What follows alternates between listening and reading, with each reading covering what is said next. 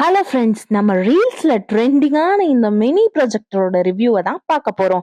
First box open பண்ணா நம்மளுக்கு என்ன கொடுத்துருக்காங்க அப்படின்னா ரிமோட் கொடுத்துருக்காங்க. இந்த ரிமோட்ல ஆன் ஆஃப் பட்டன் இருக்கு, volume rice and up button இருக்கு, அதுக்கப்புறம் நம்மளோட ஸ்கிரீன் கண்ட்ரோல் பட்டன் எல்லாமே இருக்கு. ஓகே, அதுக்கப்புறம் வேற என்ன பாக்ஸ்ல கொடுத்துருக்காங்க அப்படின்னா நம்ம ப்ரொஜெக்டர் தான். ஸோ ப்ரொஜெக்டர் பார்த்தோம்னா பார்க்கறதுக்கு ரொம்ப அழகாவே இருக்கு. கலர் காம்பினேஷன் சூப்பரா இருக்கு. இதுலயே நம்மளுக்கு ஸ்பீக்கரும் இன்பில்ட்டாவே கொடுத்துருக்காங்க.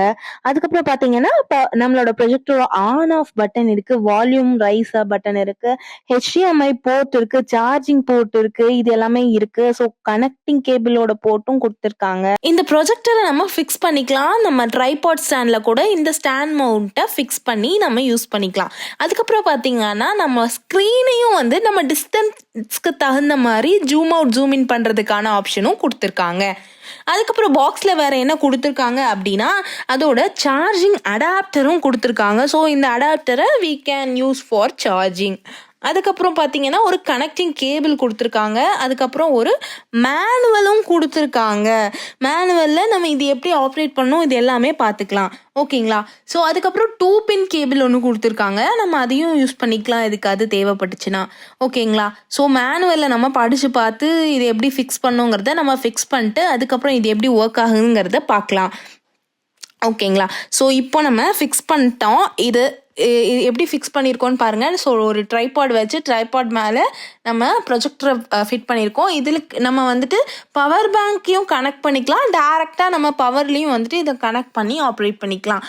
பவர் பேங்க்கில் கனெக்ட் பண்ணியிருக்கோம் நாங்கள். ஸோ ஸ்க்ரீனை வந்துட்டு நம்மளுக்கு தேவையான டிஸ்டன்ஸில் அட்ஜஸ்ட் பண்ணி வச்சுருக்கோம். இந்த ஸ்க்ரீன் இப்போது நம்மளுக்கு தெரியுது இல்லைங்களா, இந்த ஸ்க்ரீனில் வந்துட்டு நான் வந்துட்டு டூ டைப்ஸ் ஆஃப் மூவிஸ் வந்து டவுன்லோட் பண்ணி வச்சுருக்கேன்.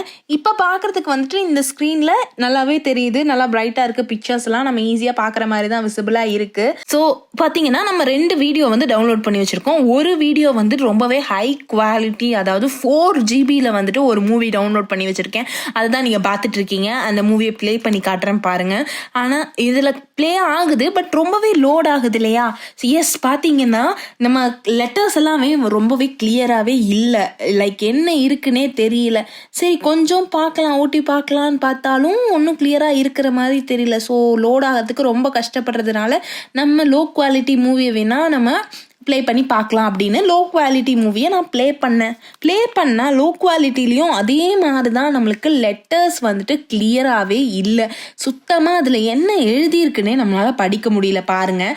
ஸோ சரி லெட்டர்ஸ் தான் இப்படி இருக்குது, சரி படம் கொஞ்சம் ஓட்டி பார்க்கலாம், நம்மளுக்கு அதெல்லாம் கிளியராக இருந்ததுன்னா சரி ஓகே இது வேர்த்துன்னு வச்சுக்கலான்னு பார்க்கலான்னு சொல்லிட்டு நான் கொஞ்சம் படத்தை ஓட்டி பார்க்குறேன் பாருங்கள். ஸோ இந்த வேர்டிங்ஸ்லாம் கொஞ்சமே தெரியுது, கொஞ்சம் கிளியராக இருக்குன்னு பார்த்துட்டு இன்னும் கொஞ்சம் ஓட்டலாமேன்னு சொல்லிட்டு கொஞ்சம் நான் ஃபாஸ்ட் ஃபார்வர்ட் பண்ணிட்டு பார்த்தா ரொம்பவே எனக்கு அன்எக்ஸ்பெக்டடாக தாங்க இருந்தது. சுத்தமாக குவாலிட்டியே இல்லை.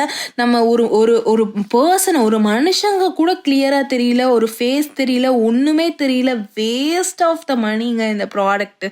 கண்டிப்பாக யாரும் வாங்கவே வாங்காதீங்க. நீங்களே பாருங்களேன், ஏதாவது ஒருத்தர் யாரோட மூஞ்சியோ இல்லை ஏதோ ஒன்று தெரியுதா பாருங்கள். ஒன்றுமே தெரியல, ரொம்ப மொயன்னு தெரியுது. நம்ம கண்ணெல்லாம் வலிக்கும் போல். இதுக்குமே வந்துட்டு நாங்கள் ஸ்க்ரீனை வந்துட்டு ரொம்ப வந்துட்டு பெருசாலாம் வைக்கலங்க. அளவான மீடியம் சைஸ், அதாவது 30 இன்ச்சஸ்குள்ளே தாங்க வச்சுருக்கோம். அப்பயுமே நம்மளுக்கு வந்துட்டு அவ்வளோ கிளியராக இல்லைங்க.